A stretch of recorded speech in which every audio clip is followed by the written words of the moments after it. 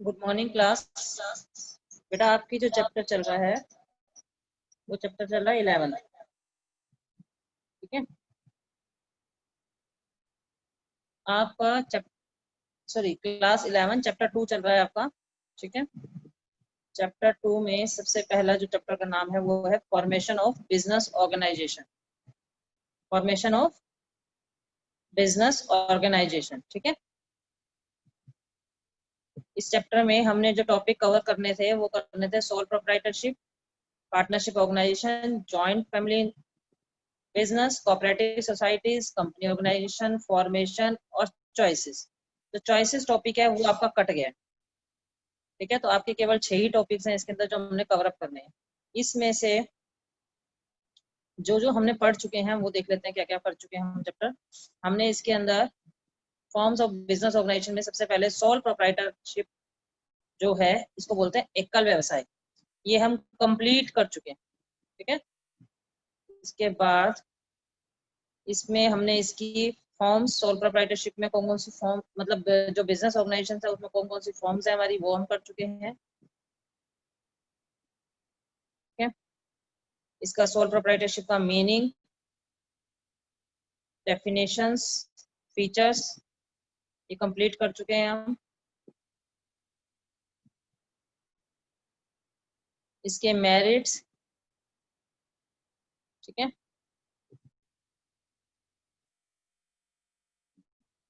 इसके बाद डिमेरिट्स, और उसके बाद हमने अगला टॉपिक शुरू किया था पार्टनरशिप ऑर्गेनाइजेशंस। पार्टनरशिप ऑर्गेनाइजेशन में भी हमने टॉपिक कवर अप कर लिए थे, इसका मीनिंग कर लिया है, डेफिनेशंस कर लिया है, इसके फीचर्स भी कर लिए हमने। ठीक है, इसके बाद इसके टाइप ऑफ पार्टनरशिप भी हम कर चुके हैं। अब हमारा जो टॉपिक आता है वो आता है इवैल्यूएशन ऑफ पार्टनरशिप, इसके मेरिट्स और डीमेरिट्स। ठीक है, तो मेरिट्स में आता है easy formation and closure. Partnership की मेरिट्स में सबसे पहला टॉपिक आता है इजी फॉर्मेशन एंड क्लोजर। जो पार्टनरशिप होती है इसके लिए कोई ऐसा नहीं है कि हमें लीगल कोई फॉर्मेलिटीज हमें पूरी करनी पड़ती है। लोग आपस में म्यूचुअल अंडरस्टैंडिंग के बिहाफ पे भी अपनी जो पार्टनरशिप है वो शुरू कर सकते हैं। ठीक है, इसके लिए कोई ऐसा भी नहीं कि आपको कंपलसरी कुछ एक्सपेंसेस करने हैं, कुछ लॉफुली हमें कुछ काम करना है, इस तरीके से भी हमारा कोई खर्चे नहीं होते। जैसे बिजनेस स्टार्ट करते हैं तो बिजनेस स्टार्टिंग करते टाइम हमारे लॉफुली हमारे खर्चे होते हैं, तो वो यहाँ पर नहीं होते। ठीक है, यहाँ पे कोई रजिस्ट्रेशन वगैरह करवाने की कोई ऐसा कंपलसरी नहीं कि आपको करवाना है तो आप करवा लीजिए, कोई मना ही नहीं है। यदि नहीं कराना तो ऐसा कोई नहीं कि आपको कराना कंपलसरी है, तो ये खर्चे यहाँ पर नहीं होते। तो इसलिए कहते हैं कि जो हमारी पार्टनरशिप होती है उसको फॉर्मेशन करना और उसको क्लोजर करना, ठीक है, उसको आराम से हम शुरू कर सकते हैं। ठीक है, इसमें कोई इसकी जो स्टार्टिंग होती है उसको स्टार्ट करना कोई मुश्किल काम नहीं है। बैलेंस डिसीजन मेकिंग, संतुलित निर्णय, इसका मतलब होता है संतुलित निर्णय। पार्टनरशिप ऑर्गेनाइजेशंस के अंदर बहुत सारे ग्रुप ऑफ पीपल्स की बहुत सारी क्वालिटीज होती हैं, जो लोग जुड़कर अपनी अपनी क्वालिटीज के साथ यहाँ पर जुड़ते हैं। ठीक है, सबके पास मान लो यहाँ पे 5 पार्टनर है हमारे पास, तो 5 के 5 पार्टनर्स के पास अपने डिफरेंट क्वालिटीज होंगी और उन डिफरेंट क्वालिटीज का यहाँ पर हमें बेनिफिट मिलता है। ठीक है, सभी जितने भी पार्टनर्स होते हैं वो आपस में मिलकर डिसीजन लेते हैं। ठीक है, in this way every business decision happen to be balance. इसकी वजह से बिजनेस का कोई भी हमें डिसीजन लेना होता है वो बैलेंस हो पाता है, संतुलित हो पाता है। फिर आता है मोर फंड। अकेला व्यक्ति जो बिजनेस में है वो बिजनेस में प्रॉपर कैपिटल नहीं लगा सकता, उसके पास लैक ऑफ कैपिटल की कमी होती है, कैपिटल की कमी होती है, लैक ऑफ कैपिटल होती है। बट पार्टनरशिप के अंदर जब बहुत सारे लोग इकट्ठे हो जाते हैं तो वहां पर ये जो ड्रॉबैक है हमारा वो खत्म हो जाता है। वहां पर बहुत सारे जो लोग होते हैं वो कैपिटल लेके आते हैं, कैपिटल लाने की वजह से यहाँ पर फंड्स जो होते हैं वो ज्यादा होते हैं, एम्यूरस कैपिटल इकट्ठी हो जाती है यहाँ पर। एम्यूरस का मतलब विशाल पूंजी। ठीक है,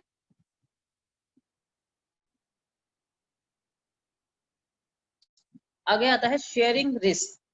क्योंकि सोल प्रोप्राइटरशिप में क्या होता है, एकल व्यवसाय के अंदर क्या होता है, एक ही जो पार्टनर होता है उसको अपना सारा का सारा लॉस जो भी होगा अपने फर्म के अंदर वो खुद ही बियर करना पड़ेगा। वहां उसका साथ देने के लिए कोई नहीं होता। बट यहाँ पर जो लॉसेस होते हैं वो डिवाइडेड हो जाते हैं बहुत सारे लोगों के अंदर, जिसकी वजह से क्या होता है हमारे जो रिस्क होता है वो कम बियर करना पड़ता है।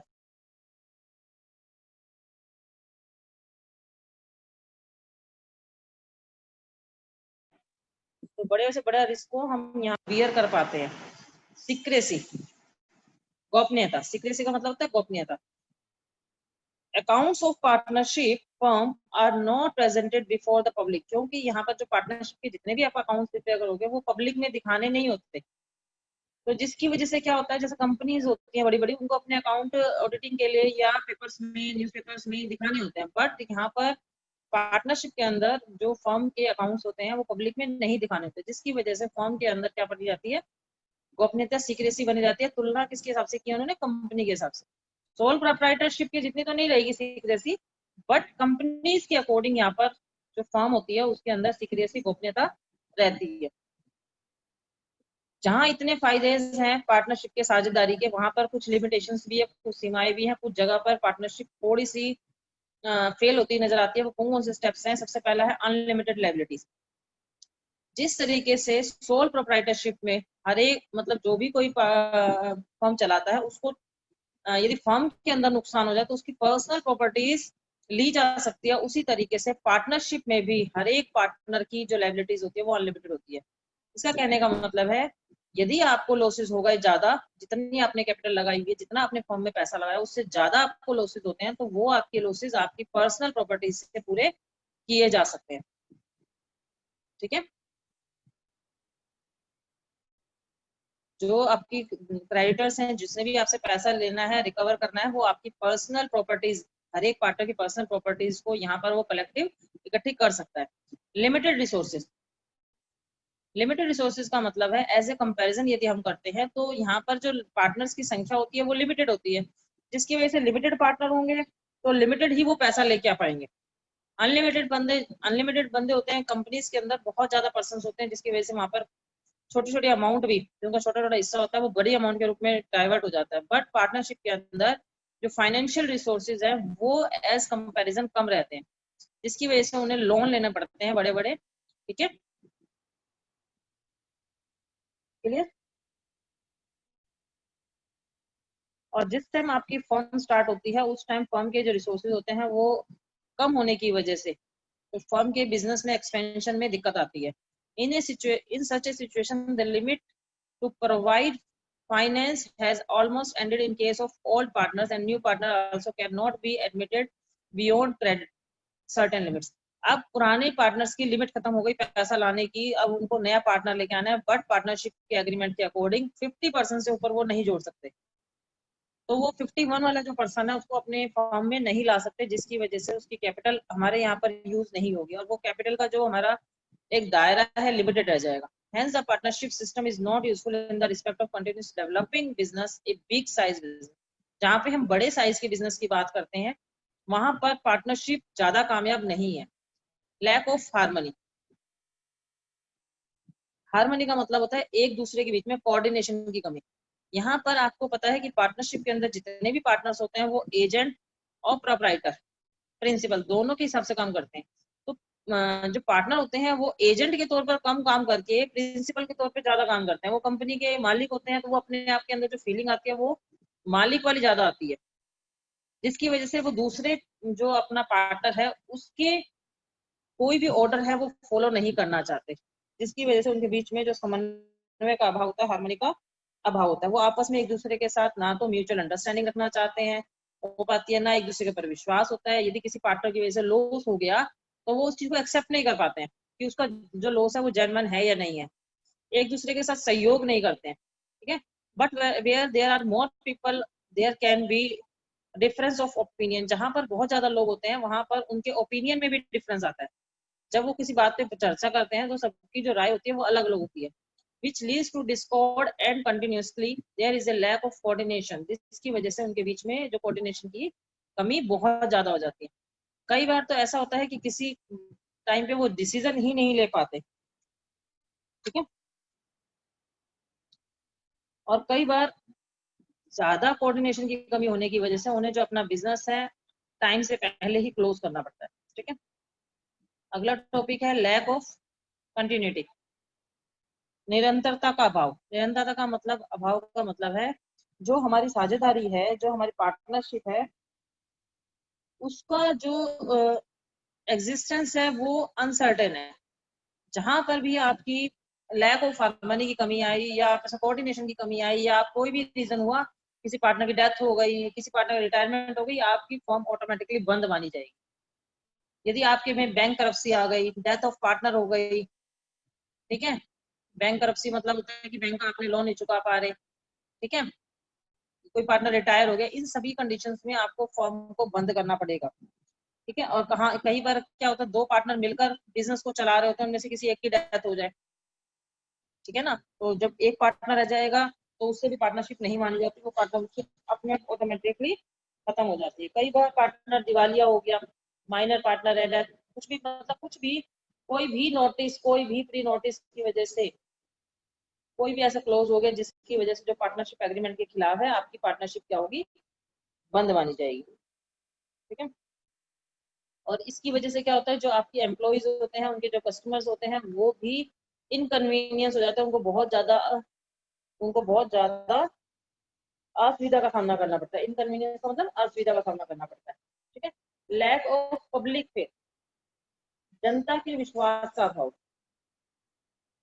Since unlike the company business, the annual account of a partnership business are not present in the public. क्योंकि मैंने अभी आपको बताया कि इनको अपने अकाउंट्स पब्लिक को नहीं दिखाने होते, पर कंपनी जो होती है वो अपने अकाउंट दिखाती है, बट पार्टनरशिप में अपने अकाउंट्स पब्लिक में नहीं दिखाने की वजह, पता नहीं मतलब दिखाते नहीं, तो जिसकी वजह से क्या होता है, उनका रियल बिजनेस पब्लिक को नहीं पता चल पाता।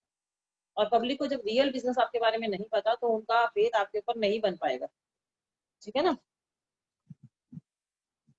जिसकी वजह से लोगों के बीच में धारणा बन जाती है कि ये बिजनेस में ग्राहकों को लूट कर, ग्राहकों से ज्यादा पे आउट लेकर प्रॉफिट कमा रहे हैं, चाहे वो जेन्युइन ही प्रॉफिट क्यों ना कमा रहे हो, मगर क्योंकि पब्लिक के बीच में अपने अकाउंट्स को ना दिखाने की वजह से जो कस्टमर्स होते हैं उनके बीच में एक ये धारणा बन जाती है, ठीक है। विशेषकर जो हमारे लोन्स देने वाले होते हैं, जिनसे हमने एडवांस में लोन लिए हुए हैं पार्टनरशिप में, ठीक है, वो उनके पास आपकी इकोनॉमिक पोजीशन ना होने की वजह से वो आपके बिजनेस के बारे में एक्चुअल जो है पोजीशंस वो नहीं पता कर पाती, क्योंकि उनके पास आपके अकाउंट्स नहीं है, कुछ नहीं है, वो एक्चुअल पोजीशन कैसे निकालेंगे, ठीक है। अब आता है कंक्लूजन। बहुत सारे मेरिट्स हैं, बहुत सारे डिमेरिट्स हैं, बट छोटे बिजनेसेस के लिए, मीडियम बिजनेस के लिए पार्टनरशिप अच्छी है, मगर यदि आपको बिजनेस बहुत ज्यादा बड़े लेवल पे एक्सपेंड करना है, देन पार्टनरशिप आपके लिए उतनी अच्छी नहीं है, ठीक है।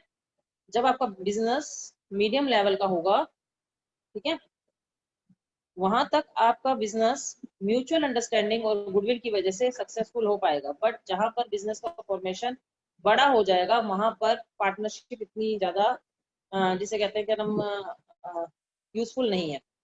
अब आता है पार्टनरशिप और सोल प्रोप्राइटरशिप में डिफरेंस, इन दोनों में डिफरेंस क्या है।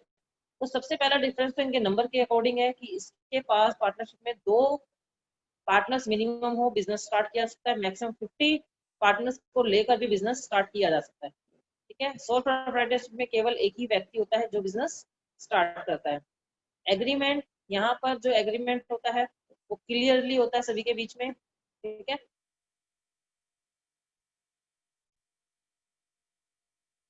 और this agreement is in the form of partnership deed. जो ये एग्रीमेंट बनाते हैं उसको बोलते हैं पार्टनरशिप डीड। यहाँ पर कोई, जब कोई व्यक्ति ही नहीं है, वो सिंगल ही बिजनेस करने वाला है, तो यहाँ पर कोई भी एग्रीमेंट का तो सवाल ही पैदा नहीं होता, नो एग्रीमेंट। एक्ट कौन सी एक्ट के अकॉर्डिंग काम करते हैं, इसमें जो पार्टनरशिप में एक्ट है वो इंडियन पार्टनरशिप एक्ट 1932 है, ठीक है। इसके अकॉर्डिंग बिजनेस किया जाता है, मगर यहाँ पर जो सिंगल पर्सन है वो कोई भी बिजनेस स्टार्ट कर सकता है, तो यहाँ पर कोई भी एक्ट का मतलब सवाल ही नहीं पैदा होता। रजिस्ट्रेशन, यहाँ पर रजिस्ट्रेशन कराना कंपलसरी नहीं है, बट यूजफुल है। यदि आपने रजिस्ट्रेशन कराया है तो कल को यदि कोई प्रॉब्लम होती है तो आप कोर्ट में जाकर उसको सोल्व कर सकते हो। यहाँ पर रजिस्ट्रेशन का कोई मतलब ही नहीं है, क्योंकि उसने अपना बिजनेस खोलना, अपना बिजनेस बंद करना है, ठीक है। प्रॉफिट एंड लॉस शेयरिंग, जो भी है सारे पार्टनर से आपस में मिलकर जो भी एग्रीमेंट किया है, जिस भी रेशो में उन्होंने कहा है कि हम डिस्ट्रीब्यूट करेंगे प्रॉफिट और लॉसेस को, वहां पर उनकी रेशो अपने म्यूचुअल अंडरस्टैंडिंग के हिसाब से तय होती है। और कई बार यदि उन्होंने एग्रीमेंट नहीं बनाया है कि हम क्या प्रॉफिट और लॉस किस रेशो में बांटेंगे, यदि ऐसा कोई एग्रीमेंट नहीं है तो वो इक्वली वहां पर माना जाएगा।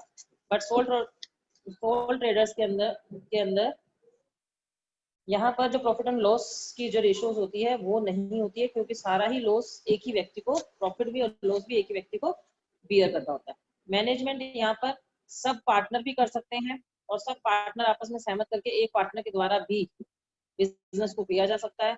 यहाँ पर पूरा पूरा बिजनेस का बर्डन एक ही व्यक्ति के ऊपर आता है, सोल ट्रेडर के ऊपर आता है। कैपिटल सभी पार्टनर इन्वेस्ट करते हैं कैपिटल फर्म के अंदर। When the financial resource of the firm increase, जिसकी वजह से जो हमारे रिसोर्सेज हैं फर्म के वो बढ़ जाते हैं। बट यहाँ पर जो कैपिटल है वो एक ही व्यक्ति के द्वारा लगाया जाता है, तो उतने कंपेरेटिवली उतने इंक्रीज नहीं हो पाते। ट्रांसफर ऑफ इंटरेस्ट, यहाँ पर जो भी आपका इंटरेस्ट है, जो भी आपका हिस्सा है फर्म के अंदर, वो किसी और व्यक्ति को ट्रांसफर नहीं किया जा सकता। ठीक है, यहाँ पर ट्रांसफर करने के लिए आपको कोई अप्रूवल लेने की जरूरत नहीं है। मान लो राम ने बिजनेस स्टार्ट किया और राम का बेटा उस बिजनेस में आना चाहता है, राम छोड़ना चाहता है तो छोड़ सकता है वो, वहाँ पर कोई अप्रूवल की जरूरत नहीं है। क्लियर सभी बच्चों को यहाँ तक? अगला टॉपिक है हमारा टाइप्स ऑफ पार्टनर्स। पार्टनर्स कितनी तरह के होते हैं? मेनली जनरली हम देखें तो हमारे जो पार्टनर्स होते हैं वो दो ही टाइप्स के होते हैं। Firstly those partner who are directly related with and they invest money in the firm and have a share in the profit or loss। एक वो पार्टनर जो फर्म के अंदर डायरेक्टली जुड़े होते हैं, जिन्होंने डायरेक्टली अपना पैसा इन्वेस्ट किया है और प्रॉफिट और लॉस में जिन्होंने भागीदारी ली है, इन्हें बोलते हैं फुल फ्लैज पार्टनर। ऐसे पार्टनर जो फर्म के सभी कामों में हिस्से लेंगे, फर्म में पूंजी भी लगाई है उन्होंने, कैपिटल भी लगाई है, ठीक है, और उनके प्रॉफिट और लॉस के लिए भी वो बियर करने के लिए तैयार है, तो ऐसे पार्टनर्स को बोलते हैं फुल फ्लैज पार्टनर। सेकेंडली ऐसे पार्टनर जिनका फुल इंटरेस्ट नहीं है फर्म के अंदर, ठीक है, they are associate with the firm, firm के साथ एसोसिएट तो है बिकॉज सम स्पेशल मोटिव, उनका कुछ स्पेशल मोटिव की वजह से वो फर्म के साथ जुड़े हैं। It is not essential for them to make any investment in the firm. उनका किसी मेन पर्पज के लिए हम उनको लेके आए हैं, बट उन्होंने यहाँ पर कोई इन्वेस्टमेंट नहीं किए। They do not aim at any getting any share of the profit and loss. यहाँ पर उनका जो एम है वो यहाँ पर प्रॉफिट या लॉस देने का नहीं है। They are level are not full fledged partner. ऐसे पार्टनर को कहेंगे फुल फ्लैज पार्टनर। ना तो उन्होंने कैपिटल लगाई, ना उनको प्रॉफिट एंड लॉस के लिए, वो सिर्फ नाम मात्र के पार्टनर है। पार्टनर की संख्या नहीं हो पा रही थी। मान लो एक पार्टनर है, एक व्यक्ति जिसने बिजनेस स्टार्ट करना था, पार्टनरशिप शुरू करनी थी, किसी व्यक्ति को हाथ में ले लिया, किसी व्यक्ति ने पैसा वैसा लगा ना, सारा बिजनेस भी मैं देखूंगा, तो वहां पर जो सेकंड वाला पार्टनर होगा वो कहलाएगा नॉट फुल फ्लैज पार्टनर। ठीक है, फुल फ्लैज पार्टनर्स में हमारी कैटेगरीज आती है। सबसे पहला आता है, इसके अंदर हमारे पास टोटल जो आएंगे, हमारे पास 3 आएंगे ऐसे पार्टनर जो एक्टिव पार्टनर्स। सबसे पहला आता है active partners.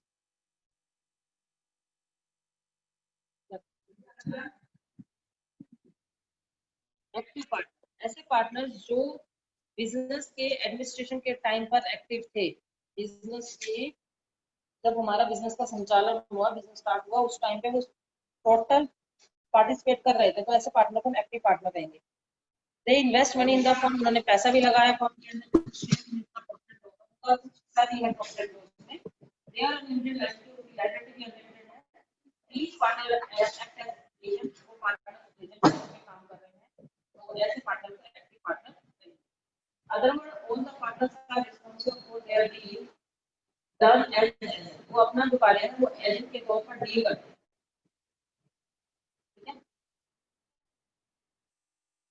they are also known as general and ordinary partner। In partners को बोलते हैं जनरल या ऑर्डिनरी पार्टनर। अगला है स्लीपिंग और डोरमेंट पार्टनर्स। स्लीपिंग और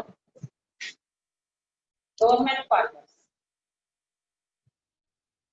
स्लीपिंग का मतलब होता है निद्रालु, नींद में, और शिथिल का मतलब होता है, डोरमेंट का मतलब होता है शिथिल पार्टनर।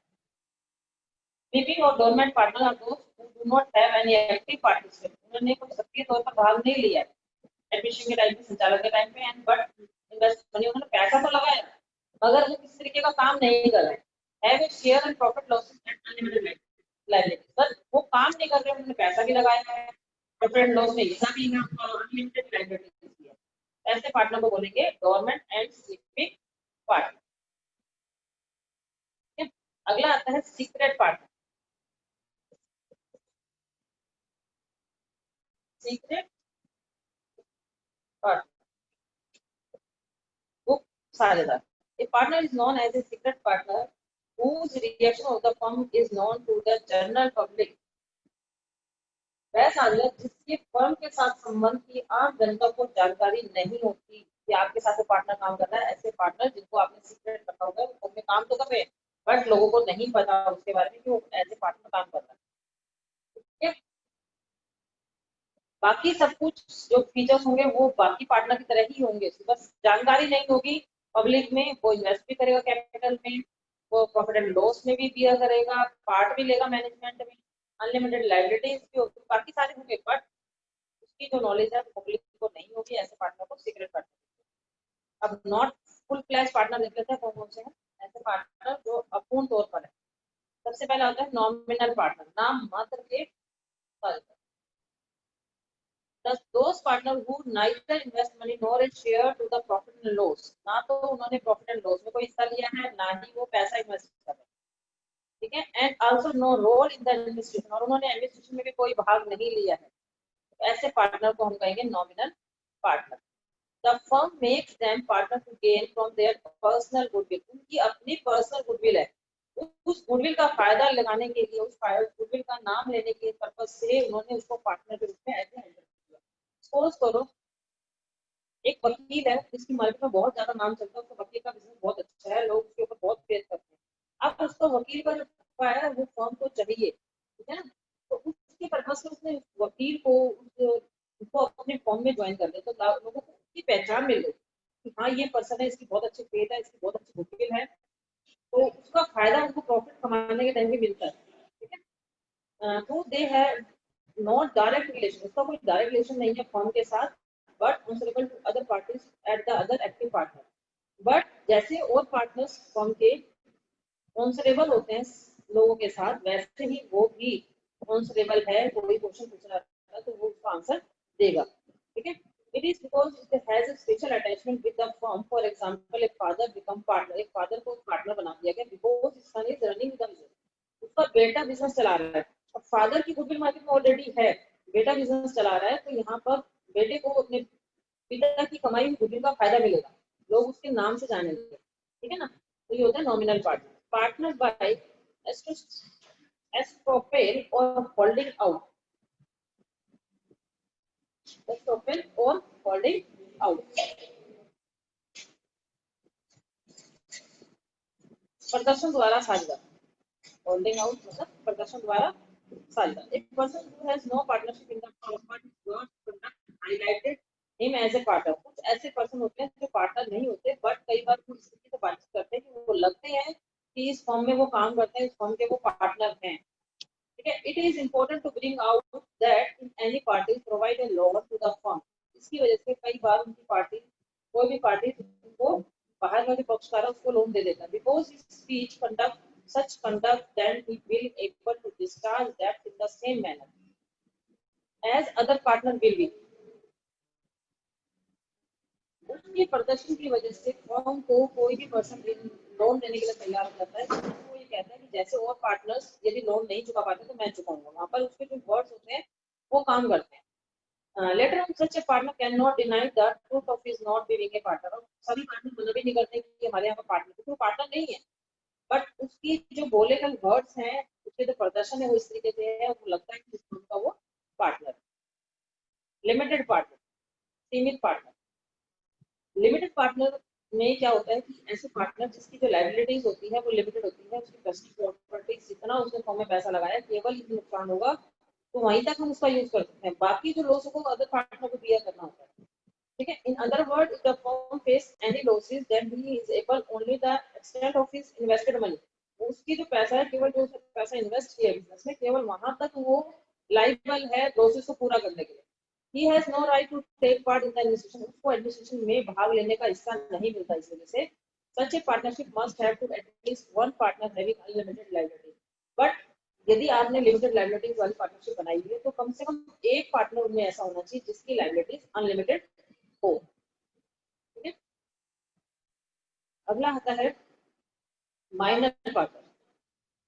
माइनर मतलब जिसकी एज 18 साल से छोटी हो, अवयस्क पार्टनर हो, उसको आपने पार्टनर बना दिया, जबकि बिजनेस में हम 18 साल से कम के व्यक्ति को हम पार्टनर नहीं बना सकते, बट कई बार उसकी जो कैपेसिटी होती है, उसके पास जो कैपिटल होती है, उसको यूज करने के लिए हम क्या करते हैं, ऐसे पार्टनर बना लेते हैं। Any person lacking the capacity of contract can not become a partner. यदि किसी पार्टनर की किसी व्यक्ति की जो कैपेसिटी है वो कॉन्ट्रैक्ट के हिसाब से नहीं है तो हम उसको पार्टनर नहीं बना सकते।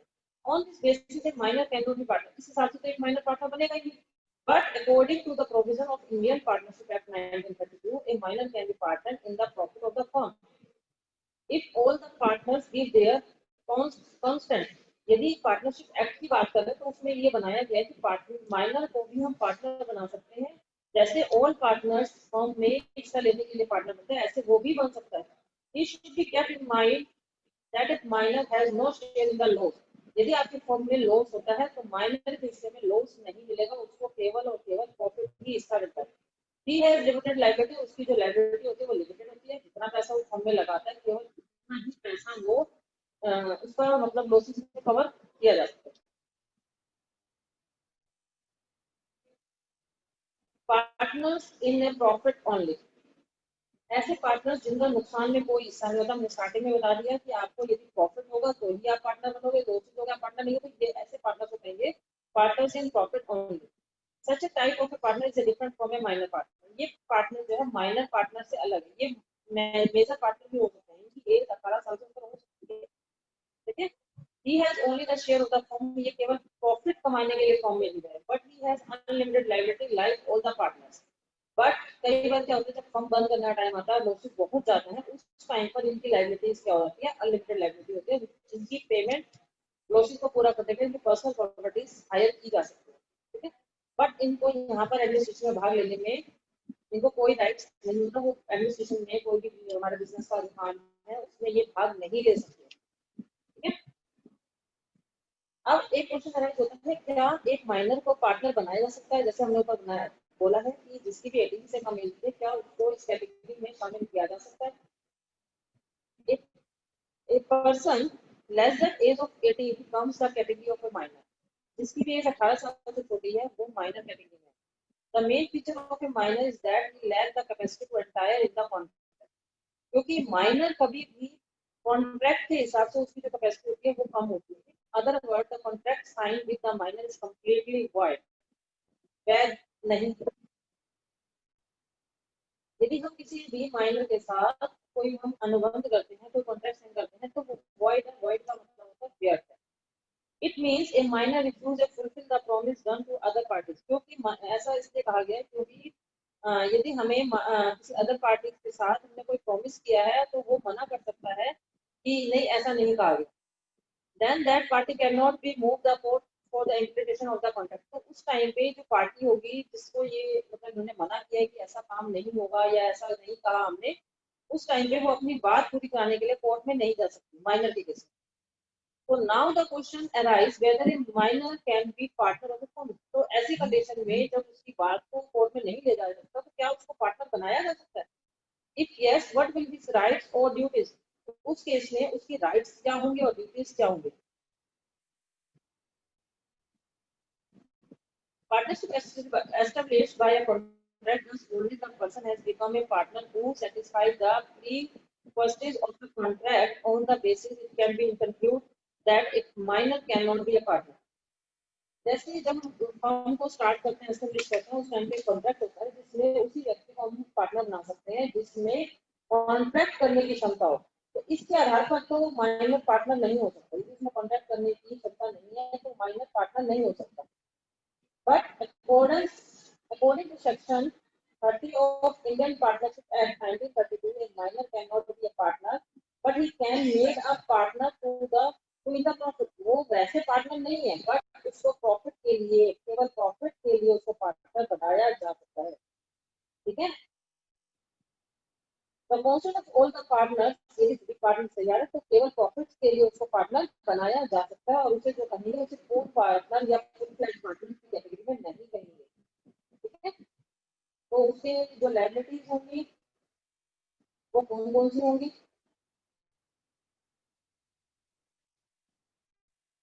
ये टॉपिक्स हम कल कवर करेंगे, ठीक है। यहाँ तक का जो भी मैंने टॉपिक कराया है वो कवर कर लेना, और इसके शॉर्ट नोट्स आपने बना लेने यहाँ तक। तो यहाँ तक मैंने कंप्लीट करा दिया है, यहाँ तक के सभी बच्चों ने कोर्स नोट कंप्लीट करना है, बहुत ज़्यादा डिटेल नहीं करनी है। छोटे छोटे नोट्स स्टार्टिंग से बनाने, जिसने सेकंड चैप्टर के नोट्स नहीं बनाए हैं वो यहाँ तक के नोट्स प्रिपेयर कर लेते हैं। Okay, thank you, have a nice day.